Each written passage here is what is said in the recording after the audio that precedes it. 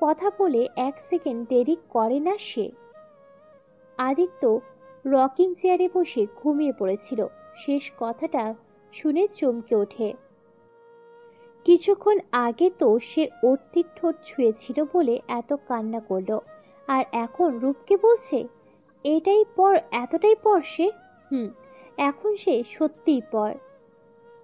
কিছুক্ষণ পর আদিত্য এসে অর্তির রুমে নক করে। ইচ্ছে করে করেনি, বাধ্য হয়ে করেছে।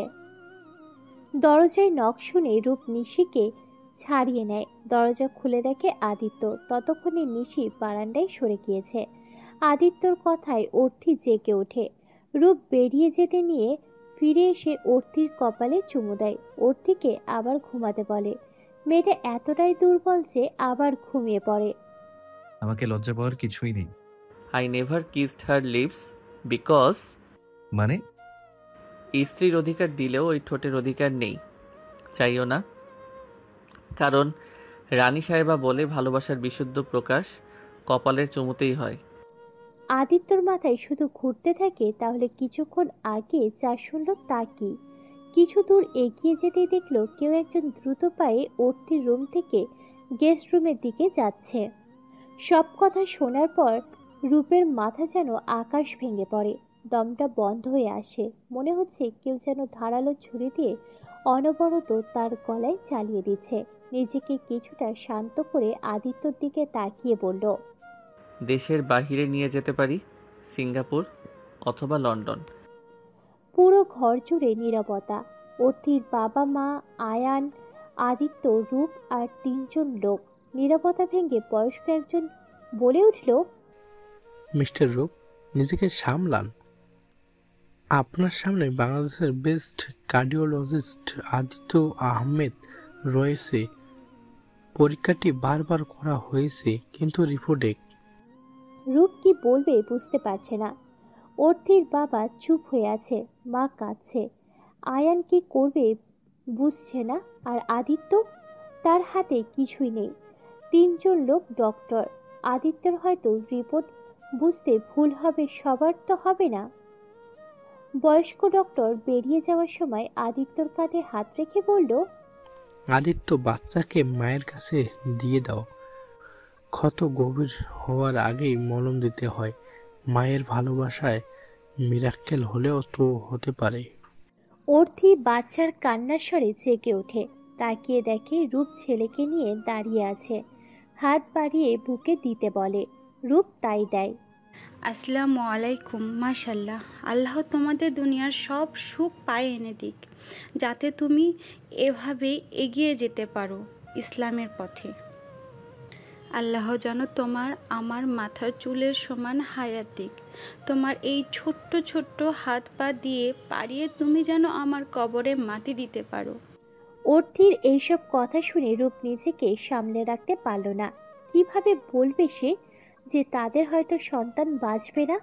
কি করে বলবে যে তাদের ছেলের শরীরের ভিতরের অংশগুলো যে ঠিকভাবে তৈরি হয়নি, যে কোনো সময় মারা যাবে তাদের ছেলে? খুব কষ্টে কান্না চেপে রুম থেকে বেরিয়ে এলো রূপ। আজকে আসার সময় রূপের সাথে নিশি এসেছিল, গেস্ট রুমে আছে। রূপ দৌড়ে গিয়ে নিশিকে জড়িয়ে ধরে পাগলের মতো কাঁদতে থাকে। দেখতে দেখতে কেটে গেল 2 মাস। আদিত্য অর্থির রুমে যায় না। বাচ্চা যখন দেখার হয় নার্সকে দিয়ে আনিয়ে নেয়। অল্প কয়েকদিনের মধ্যেই আলাদা মায়া জন্মে গেছে। কোলে নিতেই অনুভূতি হয় ভিন্ন। অর্থির অংশ যে সে। যদি আদিত্য একটু মাথা ঠান্ডা রাখতো তাহলে হয়তো আজ আদিত্য অর্থির বেবি প্ল্যান করত। এসব ভাবতেই আদিত্যর খারাপ লাগে। আদিত্য ভাইয়া, প্লিজ একটু রানী সাহেবার কাছে আসবেন।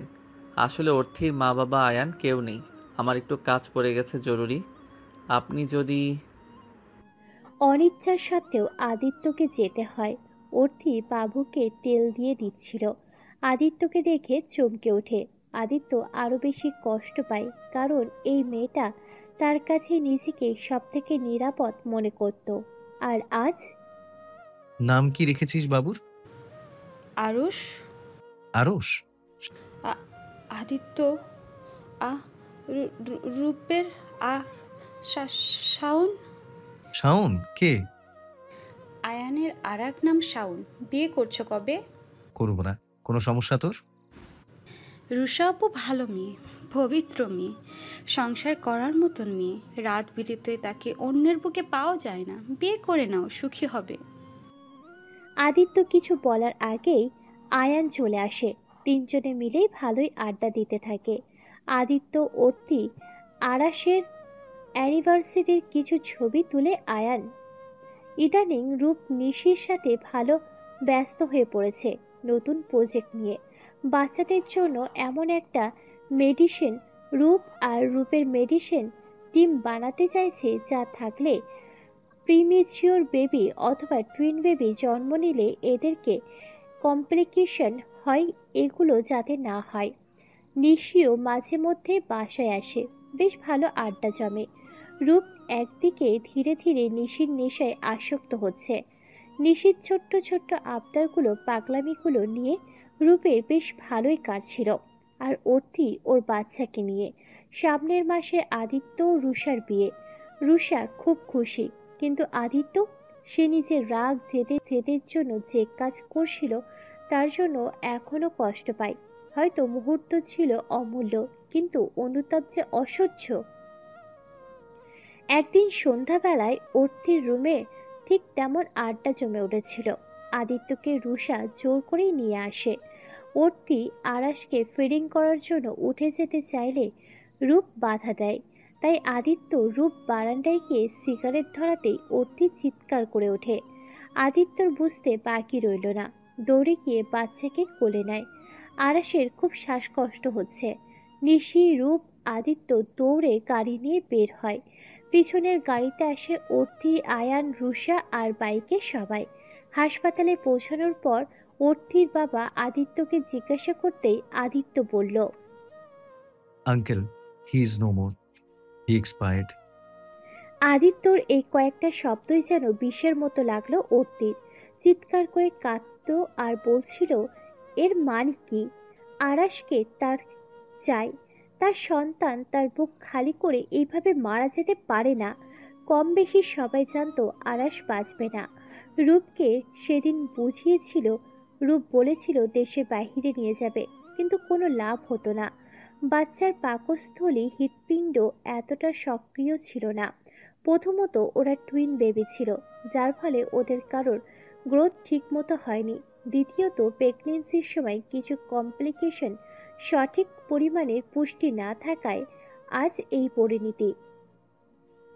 অর্থি একসময় আদিত্যর বুকের শার্ট খামচে ধরে শুধু আকুতি করতে থাকে, আদিত্যদা, প্লিজ আমার আরুষকে ফিরিয়ে দাও। তুমি যা বলবে আমি তাই করব। কোনো দিন তোমার সামনেও আসবো না। আমি মরে গেলেও আসবো না। প্লিজ এনে দাও। কিছুক্ষণ পর দেখে রূপকে। সেখানে গিয়েও পাগলের প্রলাপ শুরু করে, শোনো না, আমি প্রমিস ঠিক মতন খাবার খাবো, সব খাবো, মাছ, ডিম, দুধ, সব যা বলবে সব শুনবো। প্লিজ আমার সন্তানকে এনে দাও। সবাই অর্থিকে সামলাতে হিমশিম খাচ্ছিল। তখন অর্থির মা এসে অর্থির কাঁধে হাত রাখে। অর্থি যেন এবার আরো ক্ষেপে ওঠে। মাকে জড়িয়ে ধরে বলে, মা, মা, তুমি কেন অভিশাপ দিলা? আমার দুটো সন্তানকে কেড়ে নিলা। আমি কি ক্ষতি করেছিলাম তোমার? আল্লাহ আমার দুটো সন্তান কেড়ে নিল তোমার অভিশাপে। মা, আরেকটা অভিশাপ দাও না, দাও না মা। বলো না আল্লাহকে আমাকেও নিয়ে যেতে, আমিও যেন মরে যাই। মা, বলো না মা। অর্থি মাকে ছেড়ে উঠে দাঁড়াতেই জ্ঞান হারায়। রূপ, আদিত্য দুজনেই দৌড়ে গিয়ে ধরতেই আদিত্যর বাম হাতে অর্থিকে জড়িয়ে তুলে নেয়। আদিত্য এবার আর রূপকে কিছু বলে না, চুপচাপ গাড়িতে করে বাসায় নিয়ে আসে। আরাশকে কবর দেওয়া হয়েছে অরুণিমার পাশে। এবার অর্থিকে নিয়ে যাওয়ার সাহস পায়নি অর্থির বাবা। কিভাবেই পাবে? তার ছোট্ট মেয়েটার জীবনে কি সব হচ্ছে! আল্লাহ, তুমি একটু রহমত নাজিল করো। বুকের বাম পাশে প্রচন্ড রকম ব্যথা হয় ইদানিং, তবুও মালুম করছে না সে। আদিত্যর রাতগুলো এখন সিগারেটে কেটে যায়। রাতগুলো যখন গভীর হয়, অর্থির রুম থেকে ভেসে আসে চাপা চিৎকার। আয়ান বোনের মুখের দিকে তাকাতে পারে না, খুব কষ্ট হয় কিছু খাইতে, তবুও খেতে হবে। রূপ কখনো আসে কখনো আসে না, বড্ড ব্যস্ত। কখনো না কোথাও সে বাচ্চাদের মৃত্যুর জন্য ওর থেকে মানে। নিশির কথাগুলো বড্ড তাকে ভাবায়। মা চাইলে সব পারে, তবে কেন অর্থি নিজের ভুলের জন্য ও সন্তানদের মেরে ফেলল? কি হতো যদি একটু কেয়ারফুল থাকতো? এইসব ভাবলে মাঝে মধ্যে খুব রাগ হয় রূপের। আবার মনে হয় জন্ম মৃত্যু সব তো আল্লাহর হাতে। মেয়েটার দিকে তাকানো যায় না, চোখে নিচে কালি, মুখ শুকিয়ে গেছে, চুল উস্কো খুস্কো। দেখতে দেখতে কেটে গেল 1 মাস। আদিত্য রুষার বিয়ের দিন ঘনিয়ে এসেছে। আদিত্যর বিয়ের কথা মনে হলে ওর অর্থি না চাইতেও বড্ড কষ্ট হয়। রুষা আপুর ভাগ্য অনেক ভালো, সে আদিত্যদাকে পেয়েছে। রুষা আপুর তো অর্থির সব পছন্দ হতো, তাই হয়তো আদিত্যদাকেও পছন্দ হয়েছে। যাক, ভালোই হলো। আদিত্যদা এক পবিত্র মেয়েকে বিয়ে করবে, সংসার করবে, অর্থির মতো অপবিত্র মেয়েকে না। অর্থির বাসায় বড্ড বিরক্ত লাগছে, তাই চুপচাপ নিজের বাসায় চলে এলো। আসার সময় মাকে বলে এসেছে। আয়ান আদিত্য কারোর মুখোমুখি হয়নি, কারণ এরা আসতে দিত না। বাসার ভিতর থেকে লক। অর্থির কাছে চাবি ছিল। আজ প্রায় 4 মাস পর বাসায় এলো অর্থি। বড্ড অচেনা লাগছে, হয়তো অনেক দিন পর এলো তাই এমন লাগছে।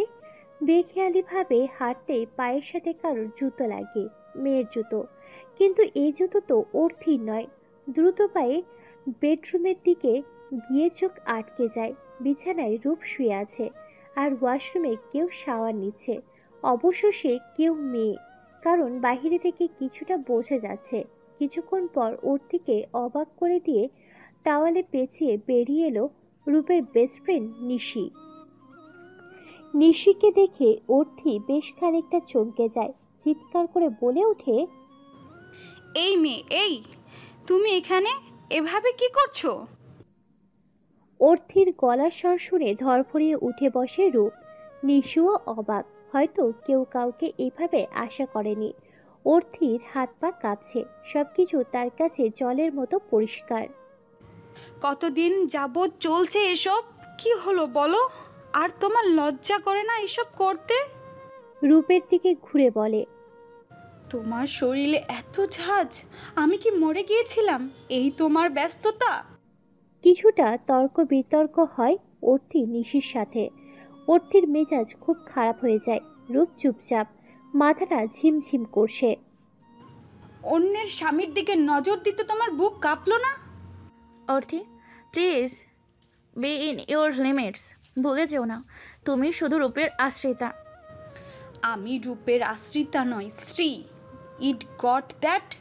স্ত্রী থাকতে যে নারী অন্যের স্বামীর সাথে থাকে তাকে রক্ষিতা বলে, আর তুমি তাই। রূপ কথাটা শেষ হবার আগেই অর্থিকে সজোরে থাপ্পড় মারে। সামলাতে না পেরে অর্থি নিচে বসে পড়ে। রূপ বোঝে না কার কথায় ওর রাগ হচ্ছে। নিশি অর্থিকে আশ্রয়িতা বলেছে এতে, নাকি অর্থি নিশিকে রক্ষিতা বলেছে এতে। রূপের প্রচণ্ড রাগ হয়। অর্থিকে এলো পাতারে পিটিয়ে রুম থেকে বেরিয়ে যায়।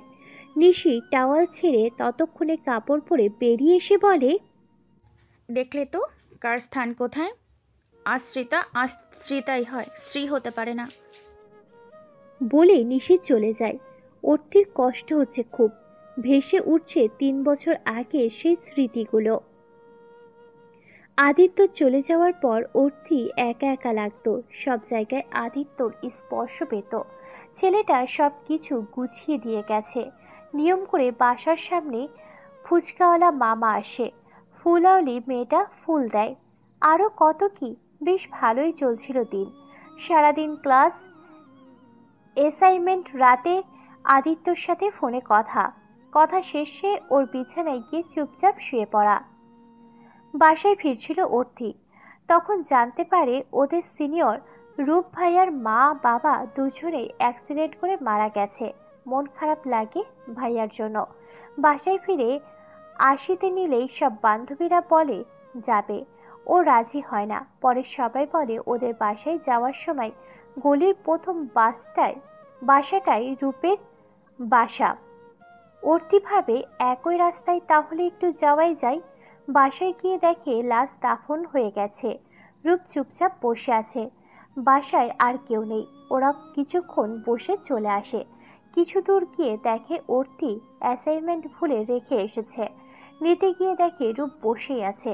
কাঁধে স্পর্শ করতেই রূপ জড়িয়ে ধরে অর্থির বুকে মাথা রেখে প্রচণ্ড কান্না করে। এমন পরিস্থিতিতে কি করা উচিত অর্থি জানে না। আদিত্য জানলে আমাকে মেরে ফেলবে, কিন্তু রূপ যেন ভরসার জায়গা খুঁজে পেয়েছিল। সেদিনের মতো অর্থি চলে আসে। ভয়ে ভয়ে সবটা আদিত্যকে বলে আদিত্য কিছু বলে না। 3 দিন পরের কথা। অর্থি আদিত্য রুমে বসে ওদের কিছু ছবি দেখছিল। হঠাৎ কল আসে। নাম্বার দেখে মনে হয় কানাডিয়ান কোড। রিসিভ করতেই ভেসে ওঠে নিশির গলা। নিশি অর্থির সিনিয়র। বারবার অনুরোধ করতে থাকে সে যেন একবার কে রূপকে দেখে আসে। নিশি তখন কেবল কয়েকদিন হলো কানাডা স্কলারশিপ নিয়ে গেছে। তখন রাত 12টা। অর্থি রাজি হয় না, কিন্তু নিশির কথাও ফেলে না। আদিত্য শালটা গায়ে জড়িয়ে বেরিয়ে পড়েছিল। ইস, সেই রাতে যদি না বের হতো তাহলে হয়তো এমন হতো না। রূপের বাসায় গিয়ে দেখে রূপের খুব জ্বর। যখন আদিত্যকে কল দেবে তখন খেয়াল হলো ফোন আদিত্যর রুমে রেখে এসেছে। তাই নিজে যা পারল করলো। রূপের জ্বর কিছুটা কমে এলো। এদিকে সকালে সূর্য উঠে গেছে। অর্থি চলে যাবে এমন সময় হলো আর এক বিপত্তি। রূপ বমি করে সব নষ্ট করে দিল। রূপকে পরিষ্কার করে নিজের রূপের মায়ের এক শাড়ি পরে রূপের ফোন হাতে নিয়ে বাহিরে এলো। কিছুতেই কারোর নাম্বার মনে করতে পারছিল না, শুধু আদিত্যর নাম্বার মনে ছিল। বাসাও কাছে, কিন্তু রূপকে রেখেও যেতে পারছিল না। আদিত্যর নাম্বারে কল দিতেই রুষা ফোন ধরল। সবটা বলে অর্থি জোরে শ্বাস নিল। যাক বাবা, কিছুক্ষণ পর আসছে তাহলে। সকাল গড়িয়ে দুপুর, দুপুর গড়িয়ে রাত হলো, এলো না। ডক্টর বলে গেল রাতের জ্বর বাড়তে পারে, সাথে কাউকে থাকতে। রূপের আত্মীয় মানুষ কাউকে অর্থি চেনে না, তাই বাধ্য হলো থাকতে। পরের দিন রূপের জ্বর কমতেই অর্থি বাসায় ফিরে এলো। অর্থির বাবা মা কি মনে করে যে তাকে ঘরেই ঢুকতে দিল না কে জানে। ওর কথা শুনলই না। দৌড়ে গিয়ে আদিত্যকে কল দিতেই আদিত্য তাকে অনেক কথাই বলেছিল। শেষ কথাটা ছিল, আর যাই হোক, বিয়ে নামক পবিত্র সম্পর্কে কোনো অপবিত্র মেয়েকে মেনে নেওয়া যায় না। সেদিন রুষাই ছিল শেষ ভরসা, কিন্তু ও বলেনি কিছুই। 1 কান 2 কান করে কথাটা ছড়িয়ে যায়। রূপ শুনে এগিয়ে যায় সবটা বলতে, যে তাদের ভুল হয়েছে। কিন্তু গিয়ে দেখে অর্থির মা ওর হাত ধরে টেনে বাহিরে বের করে দিচ্ছে আর বলছে, তুই যেমন আমার বুক খালি করলি, আল্লাহ তোর সন্তান তোর থেকে কেড়ে নিব। রূপের প্রচণ্ড রাগ হয়। অর্থির হাত ধরে টেনে নিয়ে আসে। 3 দিন অর্থি রুম থেকে বের হয়নি। রূপ জোর করেনি। সবটা তার জন্যই তো হলো। আদিত্যকে অনেক কল করে লাভ হয় না। রূপ নিজে থেকেই অর্থির দায়িত্ব নেয়, কারণ 3 দিনের কথাটা অন্যদিকে মন নিয়ে নেয়। 6 মাস পর অর্থি রূপের বিয়ে হয়। ভালোই ছিল। রূপ অধিকার চায়নি অর্থি, কিন্তু একটা সময় মনে হয় যে দুজন দুজনকে পরিপূর্ণ করার সামর্থ্য রাখে। ঠিক তখন এগিয়ে যায় সম্পর্ক। একদিন অর্থি নিজেকে আশ্রিতা বলেছিল বলেই রূপ না খেয়ে ঘুমিয়ে পড়েছিল। আর আজ অর্থির বেশ জানতে ইচ্ছে করে রুষা কেন এমন করেছিল। আর মা বাবা না হয় বাদী আর মা বাবা না হয় বাদ, আদিত্যদা যদি কথাগুলো শুনতো। চোখের সামনে সবকিছু ঝাপসা লাগে। গোংরানির আওয়াজটা ধীরে ধীরে কমে যাচ্ছে। অর্থির বড্ড বেশি ইচ্ছে হচ্ছে রূপকে তার দায়িত্ব থেকে মুক্তি দিতে। সমুদ্রের তীরে বালি দিয়ে বানানো ছোট্ট একটা ঘর, হয়তো কিছুক্ষণের মধ্যেই ঢেউ কিংবা বাতাসে চূর্ণ বিচূর্ণ হয়ে যাবে। অর্থির চোখের সামনে শুধু তাই ভেসে উঠছিল। সে মনে করেছিল ভালোবাসা, যত্ন, ত্যাগ দিয়ে এই সংসারকে বাঁচাবে। হোক না ঘর বালির, তাতে কি? ভালোবাসা তো সব পারে। ইট, কাঠ, সিমেন্ট দিয়ে শুধু ঘর হয়, সংসার তো হয় না। কিন্তু সংসারও যে বালির হয় আজ সে বুঝতে পেরেছে। হাতে হাতে গড়ে তোলা তার এই বালির সংসার নিশি নামক ঝড় ও হাওয়ায় শেষ হয়ে যাচ্ছে। আশা করছি নামের অর্থ খুঁজে পেয়েছেন যাদের গল্পের নাম নিয়ে সমস্যা হয়েছিল। রূপের সাথে নিশির সম্পর্ক অনেক বছরের। কথা ছিল নিশির পরপর রূপ কানাডা চলে যাবে। সব ঠিক ছিল। যাওয়ার 15 দিন আগে বাবা মা মারা যায়। তারপর নিজের জন্য অর্থির এমন অবস্থা দেখে নিজেকে অপরাধী মনে হতো। অর্থির দায়িত্ব নিল। সম্পর্ক ধীরে ধীরে ভালোবাসায় পরিবর্তন হয়েছিল। কিন্তু নিশির ফিরে আসা যেন দমকা হওয়ার মতো। নিশিও যে খুব কাছের। কেন যেন আজকাল অর্থিকে চিন্তা করতে পারে না। মাথায় ঝিরিঝিরি ব্যথা হয়, কিন্তু নিশির পরশে সব ভুলে যায়। সাফল্য তো নিশির। অফারটা অল কানাডা থেকে মেডিসিন নিয়ে এত কিছু পড়ে এসে সে যদি নিজের কাছের মানুষকে নিজের দিকে ফিরিয়ে নিয়ে আসতে না পারত, তবে এত লেখাপড়া করে কী লাভ? রূপকে সে পেয়েছে, হোক না নেশার ঘরে, হোক না অবচেতন মনে, তবুও তো কেড়ে নিয়েছে। কারণ নিশি জানে রূপ সজ্ঞানে ওর দিকে ছাড়বে না, কিন্তু তার রূপকে সে কাউকে দেবে না। সারাদিন ক্লাস শেষে বাসায় ফিরছিল আয়ান। কাল পাগলিটার জন্মদিন। ঘড়িতে কাটাই কাটাই 10:37। বেশি কিছু নেয়নি। স্টার গাজের ফুল, কিছু চকলেট আর ছোট্ট ছোট্ট পুতুল। এইগুলো দিলেই বোন খুশি। স্টার গাজের বলতে তো পাগল। এই ফুল দেখলে মুখে হাসি ফুটবেই। মেয়েটা কয়েকদিনে কেমন হয়ে গেছে। রেস্টুরেন্ট থেকে অর্থের প্রিয় চিজ কেক সাথে স্পেশাল বিরিয়ানি নিয়ে বাসায় ঢুকে আয়ান। সারাদিন বোনের খেয়াল রাখতে পারেনি। সকালে ঘুমন্ত অবস্থায় দেখেই চলে গেছে। দুপুরের দিকে মনটা খুব ছটফট করছিল, কিন্তু এক্সাম ছিল তাই আসতে বা কল দিতে পারেনি। অর্থের রুমে গিয়ে দেখে অর্থি নেই। হয়তো ঘুমের মধ্যেই আদিত্যদার রুমে গিয়েছে। সেখানে গিয়ে না পেয়ে বেশ ভয় পায়। সারা বাসায় নেই। চিৎকার করে ডাকলে মা বলে নিজের বাসায় গিয়েছে। মায়ের প্রতি প্রচণ্ড রাগ হয় আয়ানের। তোমার মাথা ঠিক আছে?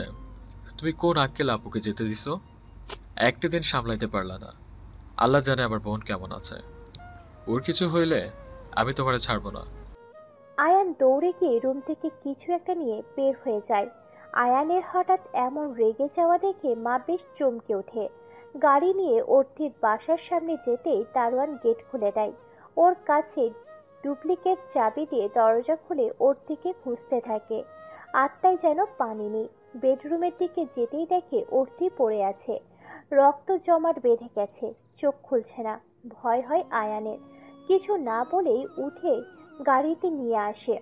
দারোয়ান চাচা শুধু দেখছিল। আধা ঘন্টা পর অর্থির জন্মদিন। কতই না পাগলামি করত। আদিত্যদার ফোনের গ্যালারিতে শুধু ওর ছবি। সেই পিচ্ছি অর্থি। আবদারগুলো বড্ড পোড়ায়।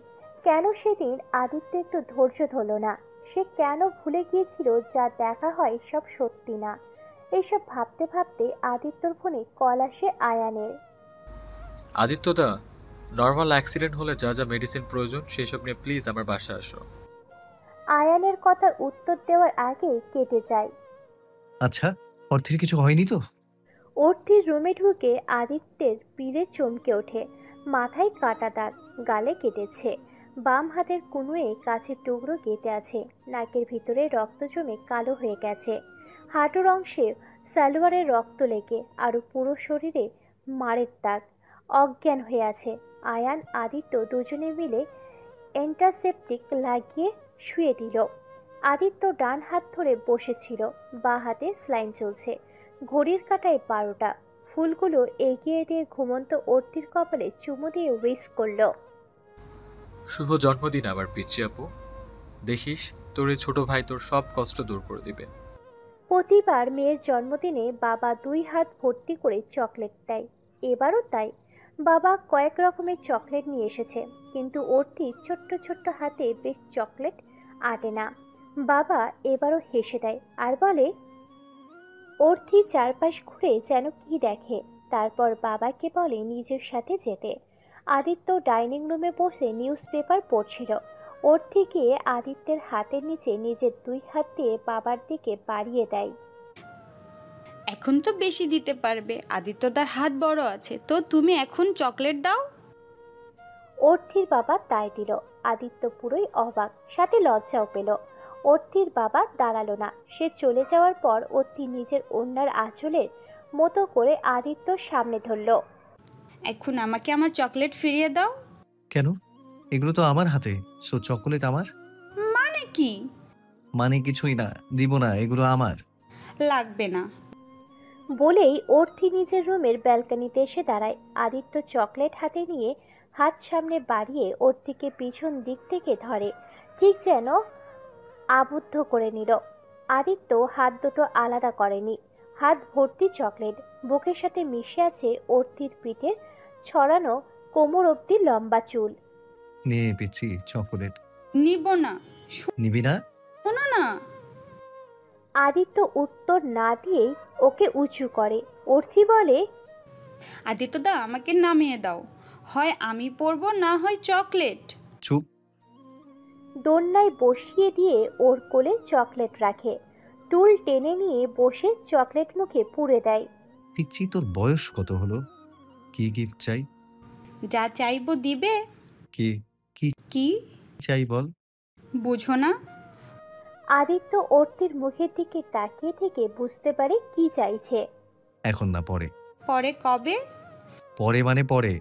সরি, আবার কি হলো?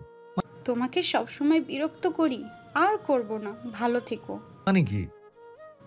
মানে কিছুই না। তুমি তো চাও না আমি তোমার থেকে দূরে থাকি, তাই থাকবো। ভালোবাসো বলতেও হবে না, কাছেও আসতে হবে না। আসলে তোমার জন্য রুষা আপুই ভালো হবে, মানাবে ভালো, স্টাইলিশ, স্মার্ট, আমার মতো না, যেমনটা তোমার পছন্দ। ভালো থেকো রুষা আপুকে নিয়ে। কথাগুলো বলে অর্থি উঠে যেতে নেয়। কোলের সব চকলেট পড়ে যায়। এক পা এগোতেই আদিত্য অর্থিকে হাত ধরে টেনে এনে বসিয়ে গালে সজোরে থাপ্পড় বসিয়ে দেয়। অর্থি এমন কাজে অভ্যস্ত না, কেউ ভুলেও মারেনি। মাথা ঝিমঝিম করছে। আদিত্য বেশ রেগে গেছে। কখনো সে রুষাকে নিয়ে এইসব ভাবেনি। কেন ওর কথা উঠবে এখানে? কিছু না বলতে বলতে বেশি কথা বলে ফেললে। যখন হুঁশ হলো আদিত্য অর্থিকে মেরেছে, আদিত্য নিজের প্রতি রাগ আরো বেশি হতে থাকলো। আজ বাচ্চা মেয়েটার জন্মদিন, সব থেকে বড় কথা ও কিভাবে পারলো এই পিচ্চি মেয়েকে মারতে। নিজের প্রতি আরো বেশি রাগ হলো। দেওয়ালে কয়েকটা ঘুষি দিল। আবার দিতেই সামনে দাঁড়ালো। আদিত্যকে কখনো এত রাগ করতে দেখেনি। কিভাবে শান্ত করবে জানে না। অর্থির কান্নার মুখ দেখে আদিত্য অর্থিকে বসিয়ে দিয়ে এক হাত দিয়ে অর্থির মাথায় এগিয়ে নিয়ে এসে অন্য হাতে দুই হাত ধরে। ভালোবাসি এটা বলতেই হবে? প্রপোজ করতেই হবে? তোকে নিয়ে আমার অনেক ইচ্ছে। প্রপোজ করব সরাসরি বিয়ের জন্য। ভালোবাসি বলবো যেদিন তোকে পূর্ণ করব। পূর্ণ সেদিন করব যখন তুই নিজেকে সামলানোর ক্ষমতা রাখবি। আদিত্যর রাগ কিছুটা কমে এসেছে। অর্থি নিজেকে ছাড়িয়ে নিয়ে বলে, তো কারো না, আমার পূর্ণ। বলো না ভালোবাসি। পূর্ণ করা মানে বুঝেছিস? না। তুই এখনো বাচ্চা, আগে বড় হয়ে নে। আদিত্যর ঘুম ভেঙে যায়। ইদানিং সে স্বপ্নে শুধু অতীত হাতড়ে বেড়ায়। ফেব্রুয়ারি মাসের হালকা শীতে ঘেমে গেছে অর্থি। শরীরের উপর থেকে ওড়না সরাতেই ক্ষতগুলো চোখে পড়ে। রেগে ফেটে যাচ্ছে সে। এইসব হয়েছে রুষার জন্য। মনে হচ্ছে ওকে চুলের মুঠি ধরে টেনে নিয়ে এসে ঠিকভাবে মারতে। না ওইসব ভিডিও মেসেজ আদিত্যকে দিত, না এসব হতো। অর্থির ভিডিও দেখে আদিত্যর মাথায় রাগ জেগে বসে। কিন্তু ভুল তো ভেঙেও ছিল। কোনো একটা অজানা নাম্বার থেকে সেন্ড করা রূপের বাসার সিসিটিভি ফুটেজ সব ভুল ভেঙে দেয় তার। ইস, রাগ হয় তখন নিজের প্রতি। কেন সে অর্থিকে বিশ্বাস করেনি? কিন্তু ততদিনে রূপ অর্থির বিয়ে হয়ে গেছে। দেশে ফিরে এসে জানতে পারে অর্থির বেবি হবে। আদিত্য তারপর কত রাত ঠিকমতো ঘুমায়নি। অর্থিদের বাসায় এসে থাকতে চায়নি, কারণ চারপাশে শুধু স্মৃতি। কিন্তু আঙ্কেলের কথা ফেলতে পারেনি। ভাগ্যের সমীকরণে সে পরাজিত। আজ বাদে কাল সেই রুষার সাথেই তার বিয়ে। না, সে রুষাকে চায় না। কিন্তু ওই যে বাংলাদেশের সব বাবার হার্ট খুব দুর্বল, একটু হলেই অ্যাটাক হয়। অন্ধকার রুমে বসে রুষা কেঁদেই চলেছে। আজকে আদিত্য খুব খারাপ ব্যবহার করেছে। রুষার কান্না শুনে ওর ভাই দৌড়ে আসে। কি হয়েছে আপু?